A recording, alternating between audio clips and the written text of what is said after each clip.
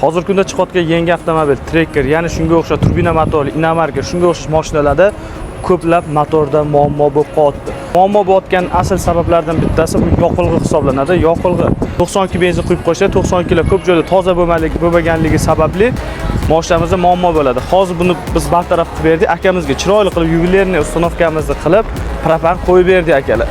Propan qo'yib berganimizdan keyin albatta propanning aktani juda ham katta. Ba'zi 95 dan даже tezroq bo'lsa ham bo'ladi. Akalar ko'rishinglar mumkin. Rail 2 omli sport farzunkamiz va buni tegiga kreplenlarni qo'yib berganmiz. Hech qanaqa qidirmirlar, detonatsiya bermaydi.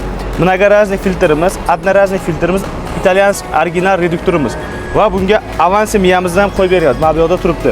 Ko'rishinglar mumkin.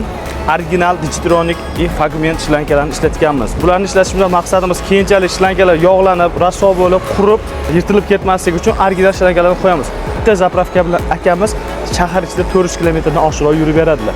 Bu 42-47 litrli ballonlarimizda yurib berishadi. Kattaroq ballon qo'yadigan bo'lsa, yana ham yaxshi ko'proq yurib beradi, faqat zapaskani qo'yib bo'lmaydi. Hozir 47 talik qo'yganmiz, ustiga zapaskani qo'yib bersa, mashinamiz plotni uстановка bo'ladi. Mana boya aytib o'tganimda akalar ko'rishinglar mumkin. Tegida 47 litrli ballonimiz, ustida zapaska ballonimiz tushgan. Sizlarga maslahat beraman, turbina motorli mashinalarni, yangi chiqayotgan mashinalarni propan qo'yish kerak.